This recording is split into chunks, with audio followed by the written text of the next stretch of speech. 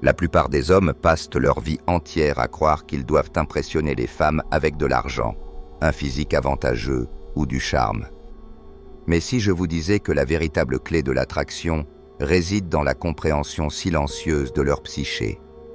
Il ne s'agit pas de séduire en surface, mais de voir ce qu'elles-mêmes ne voient pas. Car tout comme les hommes, les femmes sont traversées de désirs inconscients, de sensibilités émotionnelles et de réactions qu'elles ne contrôlent pas toujours. Le problème, c'est que très peu d'hommes savent les reconnaître, encore moins les utiliser avec sagesse. Il existe des déclencheurs invisibles, enfouis dans leur inconscient, qui, une fois compris, transforment radicalement la manière dont vous interagissez avec elles. Le premier, et peut-être le plus négligé, c'est le pouvoir de la stabilité émotionnelle. Les femmes sont des êtres émotionnels, non pas parce qu'elles sont instables, mais parce que c'est leur manière de ressentir le monde. Elles ne se contentent pas d'entendre vos paroles, elles perçoivent de votre fréquence intérieure. Et c'est là que la plupart des hommes échouent. Ils argumentent avec logique, pendant que leur système nerveux trahit peur, insécurité et besoin. L'attraction chez une femme commence là où son système nerveux se sent en sécurité. Ce n'est ni votre apparence, ni votre humour, ni votre intelligence qui crée ce sentiment fondamental. C'est ce calme qui émane de vos yeux, cette paix que vous incarnez. Car inconsciemment, chaque femme cherche la même chose, une autorité émotionnelle. Peut-il me contenir quand mes émotions explosent? Reste-t-il enraciné quand tout brûle autour de nous? Ce ne sont pas vos muscles qui la font fondre, mais votre capacité à rester impassible dans la tempête émotionnelle. Lorsqu'une femme rencontre un homme, ses neurones miroirs, ces cellules du cerveau responsables de l'empathie, se synchronisent avec son état intérieur. Si votre énergie vacille, elle le ressent comme une angoisse corporelle. Mais si vous êtes calme, elle commence à se détendre sans même savoir pourquoi. Ce phénomène porte un nom, la résonance neuronale. Son biologie lie votre discipline émotionnelle comme un signal de sécurité, et la sécurité, paradoxalement, est le socle du désir. C'est pourquoi l'instabilité émotionnelle est si létale pour l'attraction. Ce n'est pas une question de drame, mais de survie. Le cerveau primitif féminin a évolué pour fuir les hommes qui perdent le contrôle, autrefois synonyme de danger, de chaos et de mort. Vous ne perdez pas seulement son intérêt, vous activez son système d'alerte ancestrale. À l'inverse, un homme capable de rester immobile dans le conflit devient un abri psychologique. Quand elle jette son chaos, il l'absorbe et lui renvoie de la structure. Quand elle pleure, il ne se précipite pas pour la réparer. Il laisse sa tempête passer à travers son silence. C'est ça, la polarité cachée. L'émotion féminine cherche la contenance masculine. Il ne s'agit pas de refouler vos émotions, mais de les contenir sans qu'elles vous débordent. En termes jungiens, c'est l'intégration de l'anima, le moment où l'homme ne rejette plus sa nature émotionnelle, mais la maîtrise comme un cheval dompté. Il chevauche le chaos, il ne s'y noie pas. Un tel homme irradie la paix, non pas parce que le monde est calme, mais parce qu'il l'est. Sénèque appelait cela l'ataraxie, la tranquillité inébranlable. Marc Aurèle, lui, parlait d'une citadelle intérieure. Pour une femme, c'est comme entrer dans un sanctuaire sacré où rien ne peut l'atteindre. C'est pour cela qu'elle revient. Non pas par convoitise, mais parce qu'en votre présence, son système nerveux se repose enfin. Voici le paradoxe. Une femme testera votre calme précisément pour s'y abandonner. Ces tempêtes émotionnelles ne sont pas des attaques, ce sont des invitations à diriger. Si vous vous alignez sur son chaos, vous tombez dans son énergie. Si vous restez maître de vous, vous l'attirez dans la vôtre. Vous devenez la montagne, et elle, le vent, qui ne pourra jamais l'ébranler. La stabilité émotionnelle n'est pas de la passivité. C'est une forme de domination spirituelle, celle qui ne crie pas, ne poursuit pas, mais simplement existe. C'est lorsque votre présence parle avant même que vous ouvriez la bouche. Elle ne saura peut-être pas pourquoi elle vous fait confiance, mais son corps, lui, le saura. Car dans un monde de bruit, l'homme silencieux en lui-même devient presque divin. Il ne discute pas, ne prouve rien, ne réagit pas. Il observe. Et c'est dans cette observation qu'il triomphe. C'est ce que tous les grands philosophes ont tenté de transmettre sous des noms différents. Les stoïciens l'appelaient la raison. Les bouddhistes, l'équanimité. Jung, l'intégration. Et la science moderne, la régulation émotionnelle. Mais pour les femmes, cela se résume ainsi. Il incarne la paix. Et dans un monde chaotique, la paix est la forme la plus rare du pouvoir. Lorsque vous maîtrisez vos émotions, vous devenez l'homme que son corps retient, pas seulement son esprit. Car son esprit peut aimer plusieurs hommes, mais son système nerveux ne se rend qu'à un seul, celui qui ne vacille pas. Il y a aussi cette attraction étrange pour l'inaccessible. Un principe gravé dans l'esprit humain. Ce qui est trop facile à atteindre perd instantanément de sa valeur. Le désir ne meurt pas par manque, mais par certitude, car la certitude tue le mystère, et le mystère est l'oxygène de l'attraction. Toutes les femmes, sans même le savoir, sont soumises à cette loi psychologique, le principe de rareté. Plus quelque chose semble rare, plus leur cerveau libère de la dopamine, la molécule de la poursuite, pas de la possession. Elle ne désire pas ce qu'elle a, elle désire ce qu'elle frôle sans l'atteindre. Voilà pourquoi les diamants nous fascinent. Ce n'est pas leur nature, du simple carbone, mais leur inaccessibilité. Ce n'est pas votre présence qu'elle désire, c'est votre éloignement. L'attraction féminine s'est construite autour de la difficulté à décoder l'émotion. Lorsqu'un homme est mystère, son esprit devient obsession. S'il se révèle entièrement, ses instincts se taisent, plus rien à découvrir. La neuroscience moderne l'explique via la boucle dopaminergique, le système de récompense du cerveau. Le désir se nourrit d'anticipation, pas d'accomplissement. C'est l'attente, l'incertitude, le silence entre deux messages qui la rendent folle. Chaque point d'interrogation devient une drogue douce. C'est pourquoi les femmes tombent souvent non pour celui qui les aime le plus, mais pour celui qu'elles n'arrivent pas à lire. Il devient leur projection, leur toile vierge. Dans son silence, elle peigne le fantasme de ce qu'il pourrait être. Les philosophes comprenaient cela bien avant la psychologie. Schopenhauer disait que le désir est une tension entre vouloir et ne pas posséder, que l'instant où l'on obtient l'objet de notre désir, le frisson disparaît et l'ennui s'installe. Nietzsche appelait cela la cruauté divine du manque. Et voilà ce que la plupart des hommes ne comprennent jamais. Les femmes ne poursuivent pas l'amour. Elles poursuivent l'élévation émotionnelle. L'homme trop disponible, trop empressé, tue cette élévation. Il étouffe le mystère sous un flot d'attention, de messages, de validation. Et au lieu d'allumer son imagination, il lui donne une conclusion. Or, la clôture est la mort de l'attraction. À l'opposé, l'homme qui continue de construire sa vie sans dépendre d'elle devient irrésistible, car son absence a du poids. Son imprévisibilité réveille en elle la chasse primordiale inscrite dans son ADN. Ne confondez pas mystère avec manipulation. Il ne s'agit pas de jouer, il s'agit d'avoir de la profondeur. Quand la mission d'un homme dépasse la romance, une femme se sent petite en comparaison, et ce contraste la pousse à s'en approcher. Elle ne veut pas être votre univers, elle veut graviter autour. C'est pourquoi les grands hommes de l'histoire, artistes, conquérants, philosophes, ne couraient pas après les femmes. Ils étaient consumés par leur art.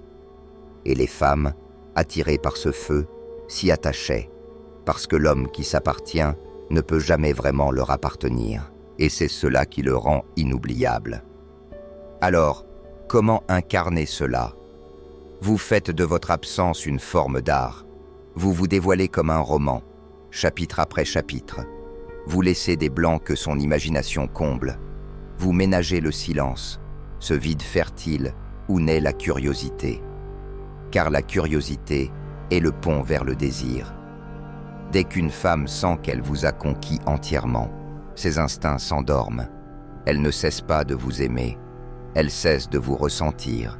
La tension entre vouloir et posséder s'évapore. Mais si vous gardez une partie de vous hors d'atteinte, vos pensées, votre temps, votre monde intérieur, elle continuera à tendre la main. Non pas parce qu'elle aime les jeux, mais parce que le mystère en vous ravive la part d'elle qui croit encore à la magie. Être inaccessible ne veut pas dire être froid.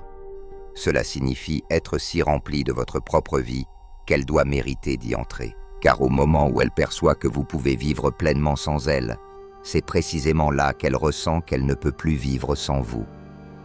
Un autre levier silencieux mais profond réside dans votre voix et votre présence. Un homme dont la voix est posée, grave et maîtrisée envoie des signaux de force, de confiance, de domination. Ce n'est pas un goût aléatoire, mais un ancrage biologique. La voix basse signale inconsciemment leadership et puissance, mais ce n'est pas seulement la voix. C'est l'aura entière, la posture, le rythme de vos gestes, la manière de regarder le monde. Un homme solide bouge avec intention. Il parle avec lenteur, chaque mot pesé. Il tient son regard sans détourner les yeux. À l'inverse, un homme incertain se trahit par une posture affaissée, des gestes nerveux, une voix hésitante. Tous ces signes diminuent son magnétisme, même s'il n'en est pas conscient. Si vous voulez captiver une femme sans effort, cultivez votre présence.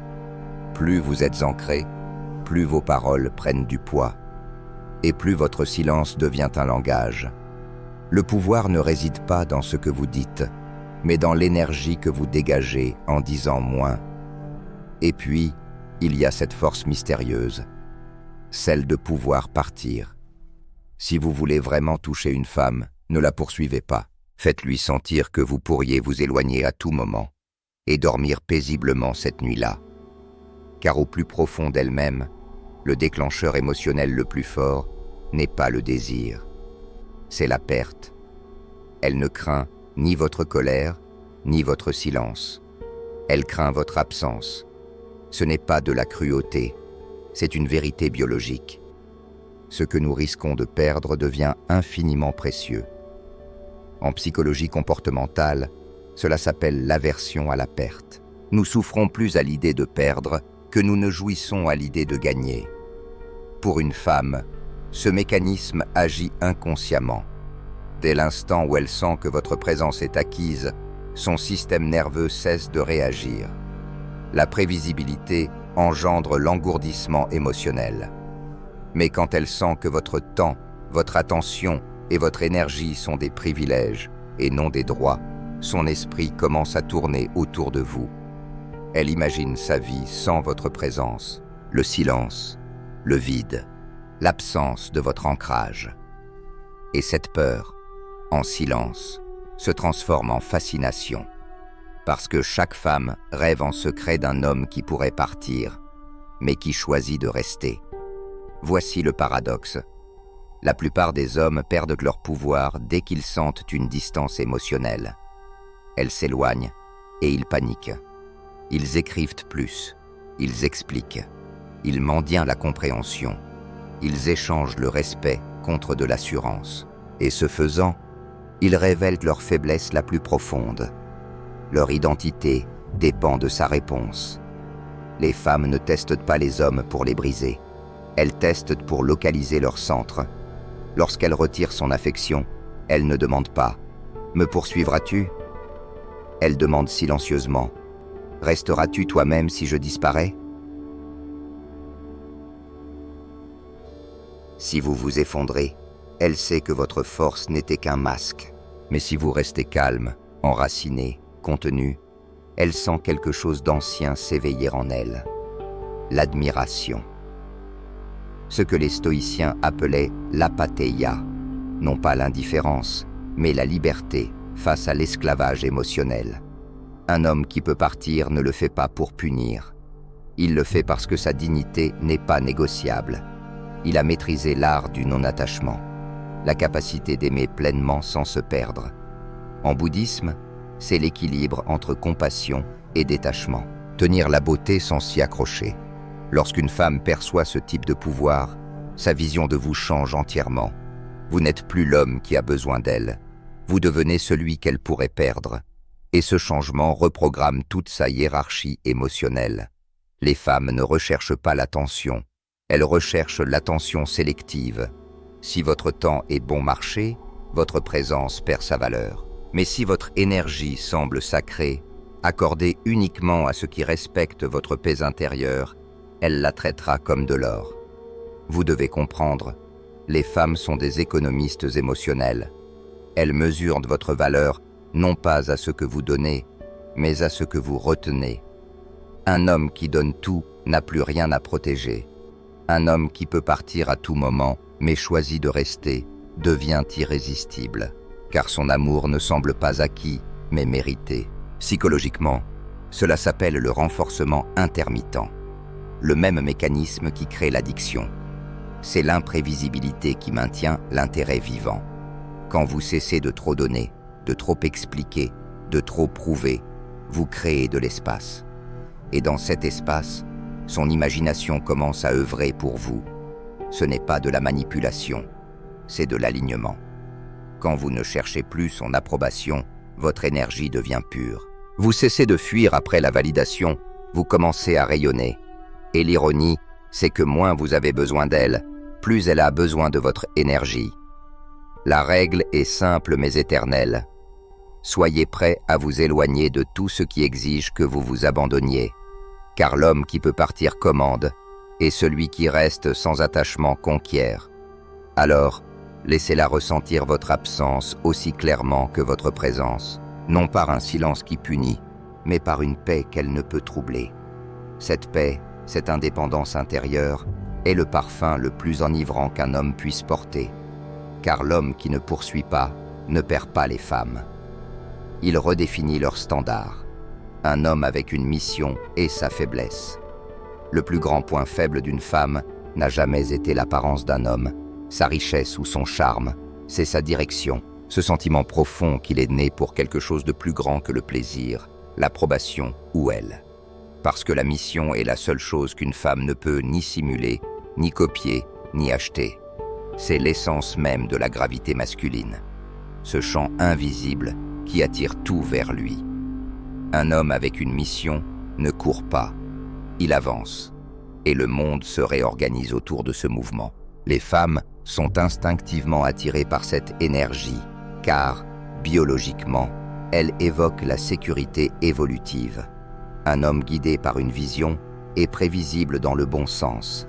Ses actes sont ancrés dans le sens, pas dans l'émotion. À l'inverse, l'homme sans but dérive. Il réagit, il s'accroche, il s'effondre au moindre souffle émotionnel. Il peut être passionné, mais sa passion brûle sans direction, comme un feu qui consume tout. Une femme perçoit immédiatement la différence. Lorsqu'un homme se lève chaque matin pour une raison plus grande qu'elle, elle sent son indépendance émotionnelle. Et paradoxalement, c'est cette indépendance qui la pousse à désirer se connecter à lui. Parce que cela touche quelque chose de fondamental dans sa psychologie, le besoin de suivre la force, pas de sauver la faiblesse. Depuis l'aube de l'humanité, les femmes se sont alignées avec l'homme capable de façonner la réalité. Le chasseur, le bâtisseur, le visionnaire. Non pas parce qu'elles le vénèrent, mais parce que sa stabilité leur permet de se relâcher. Ce n'est pas une soumission à un contrôle, c'est une soumission à une direction. C'est ce que la nature appelle la volonté de puissance. Ce désir de transcender, de structurer, de donner forme au chaos. Une femme ressent cette volonté non dans vos paroles, mais dans votre rythme. Comment vous vous relevez après un échec? Comment vous reconstruisez? Comment vous gardez les yeux sur l'horizon pendant que d'autres se plaignent de la pluie? Ce rythme, c'est la divinité masculine en mouvement. Jung dirait « Voici l'homme individué, celui qui ne vit plus pour l'approbation, mais pour le sens. Il a fait face à son ombre et trouvé sa propre loi morale. » Pour une femme, cet homme ne semble pas simplement humain, il semble inévitable. Car pendant que les autres plient devant les circonstances, lui plie les circonstances à sa volonté. Et voici le paradoxe que la majorité des hommes n'ont jamais compris. Quand vous faites d'elle votre mission, vous éteignez son désir. Quand votre mission devient votre centre, vous allumez le sien. Une femme ne veut pas être le centre de votre monde. Elle veut être invitée dans un monde déjà en mouvement. Si vous construisez ce monde avec discipline et conviction, elle se sentira honorée d'en faire partie. Mais si vous gravitez autour d'elle, elle finira par désirer un homme dont la gravité dépasse la sienne. C'est pourquoi l'homme avec une mission ne vérifie pas constamment son téléphone. Il ne laisse pas tomber tout ce qu'il fait dès qu'elle appelle. Il ne sacrifie pas son chemin pour une commodité émotionnelle. Sa loyauté appartient à quelque chose d'éternel, pas à une affection passagère. Il bâtit, il ne supplie pas, il crée, il ne convainc pas. Et cette certitude tranquille est ce qui rend les femmes folles. Comprenez bien ceci. Les femmes ne tombent pas amoureuses des hommes qui les veulent. Elles tombent pour ceux qui veulent quelque chose de plus grand qu'elles. Car dans ce quelque chose de plus, cette vision, cette montagne, cette mission, elles voient le reflet de l'archétype masculin que leur biologie a été programmée pour suivre. Lorsqu'elles rencontrent un tel homme, son instinct ne dit pas « il est attirant », mais « si je le suis, je vais grandir ». C'est l'alchimie primale de l'attraction, la transformation par le leadership. Posez-vous la question. Que bâtissez-vous qui continuerait d'exister même si elle partait demain? Quel rêve vous réveille encore à 3 heures du matin? Si vous n'en avez aucun, vous êtes déjà remplaçable. Car les femmes n'abandonnent pas les hommes qui grimpent. Elles quittent ceux qui ont cessé d'avancer. Et une fois que vous comprenez cela, vous cessez de courir après l'amour pour commencer à cultiver le pouvoir. Vous réalisez que la forme la plus rare d'attraction n'est ni physique ni émotionnelle. Elle est spirituelle. C'est lorsque votre chemin devient si rayonnant qu'elle veut le suivre. Non pas parce que vous avez besoin d'elle, mais parce que votre lumière réveille en elle cette part oubliée qui aspire à s'élever. C'est là le secret. L'homme avec une mission ne demande pas de dévotion. Il l'inspire. Et pourtant, il existe une dernière vérité, souvent incomprise, la vulnérabilité contrôlée. Trop, et vous semblez fragile. Trop peu, et vous paraissez inaccessible. Les femmes ne sont pas attirées par les hommes qui cachent leurs émotions, ni par ceux qui s'y noient.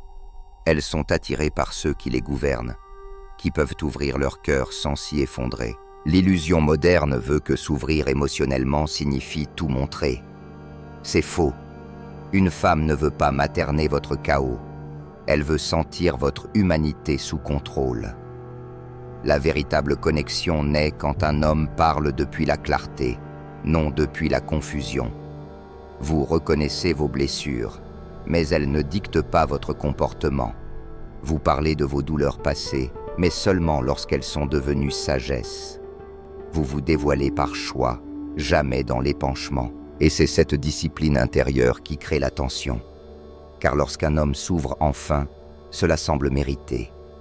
Elle sent qu'il aurait pu se taire, mais a choisi de la laisser entrer. Ce choix porte du poids, et ce poids transforme la vulnérabilité en pouvoir.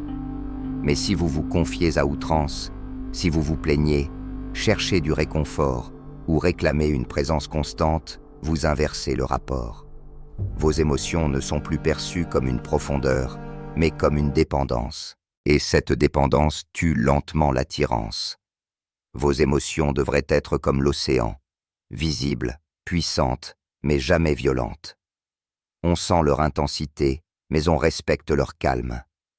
Les femmes sont attirées par les hommes capables de douceur, sans perdre leur tranchant. Les hommes dont l'ouverture émotionnelle est perçue comme une force, non une reddition. Car la vraie vulnérabilité n'est pas l'absence de contrôle. C'est la maîtrise en mouvement. Et si vous intégrez tout cela profondément, vous n'aurez plus besoin de séduire. Votre simple présence deviendra magnétique. Parce qu'un homme qui incarne paix, direction et mystère ne demande rien. Il attire tout,